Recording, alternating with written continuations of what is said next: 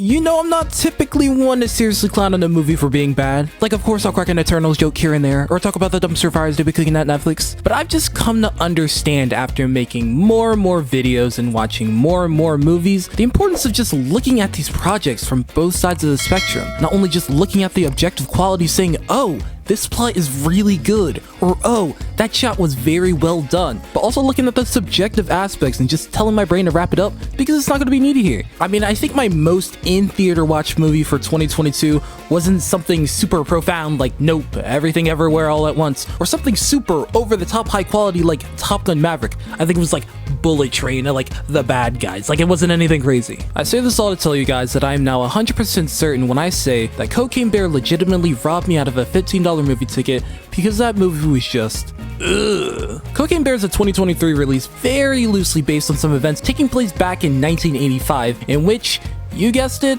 Bear does cocaine. However, unlike her real-life counterpart who just couldn't handle the heat and got murked from it, movie Cocaine Bear is much more lethal. Now, the release has copped a copious amount of support online when it was originally announced, initially getting that public backing due to its wild, and more importantly, unique premise in our current era of cinema, in which that of remakes, reimaginings, sequels, and universes dominate most of the time. Everyone got pretty hyped, and you know what? I can't lie, I was excited too. However, in hindsight, it's kind of foolish for me to expect much from a movie titled Cocaine Bear, and it's not like a deep reference to anything else, but just explaining the movie's plot. The thing about this movie is that once you get over the initial shtick of, oh shoot, look at that bear's on cocaine, that's insane, the only thing you are really left to say is, the movie really falls short in like all basic levels of a movie, besides like originality, and even that's questionable with it having some basis on a true event. I mean, it's just never a good sign when you're going straight to streaming after being in theaters for only like a couple of weeks. But before I elaborate on just how bad this movie is, I already know what you guys are gonna say. The movie is satirical, it's not supposed to be taken serious, wah.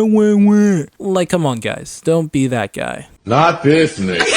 I'm tired of the stigma that just because a movie is satirical, or a parody, or a comedy, that it's automatically void of any criticism for being a dog movie. Because I'm pretty sure half of the things people let slide as this movie simply making a joke are really just like cut corners that you guys are actively letting them get away with. We've seen countless examples of very well made comedy based projects to disprove that you just have to lower your expectations if you want to find a movie funny. I guess I can never truly see this as an ironically campy and corny movie people seem to portray this as, because that's simply being in denial. You can clearly see this movie is trying to be more than that, despite what creators or fans may say. They are actively trying to build those heartwarming bonds. They're actively trying to create genuine dread during those horror moments. They're actively trying to develop head-scratching twists and turns. It's just that they're bad at it. It's the filmmaking equivalent to joining a game of hide and seek and then saying that you weren't even playing when you get found, even though you were caught chilling behind some washing machine. But let's just give this film the benefit of the doubt.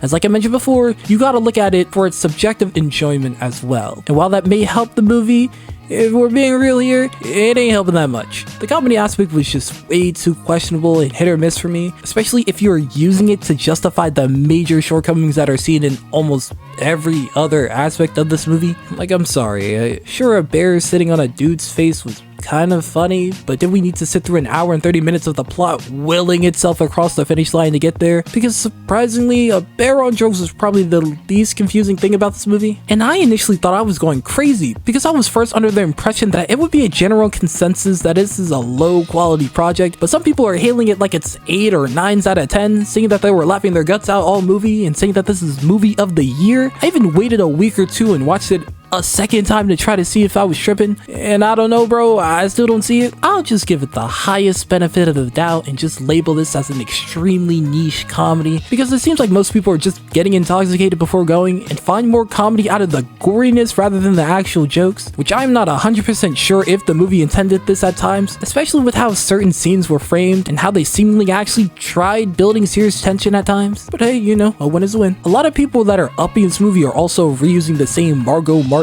joke, showing that we have a lot of BoJack Horseman enjoyers out there who are repping this movie, which, yeah, Yeah, it makes a lot of sense. If you're unfortunately not a part of the minority of viewers who find random violence peak comedy, then you're really only left with the actual story for entertainment. And I got bad news for you, buddy. It ain't looking good for you. From start to finish, nothing really makes sense about this movie. And no, I'm not talking about the obvious quirky things thrown in for comedy. I'm talking about key points just happening with virtually no context or setup. It's like they go out of their way to add random plot details just to fluff the movie, and they aren't explained or paid off in the slightest. For example, what are the plot points involved one of the cops portraying another cop and teaming up with a group of drug dealers who are trying to find the cocaine? The twist was okay, I guess. We don't really see much of them or their dynamic enough to actually care when it's revealed, but I can at least say that I was surprised, even though most of the shock comes from it not being set up. But you know, again, a win is a win. But the problem really stems from the fact that after betraying that fellow officer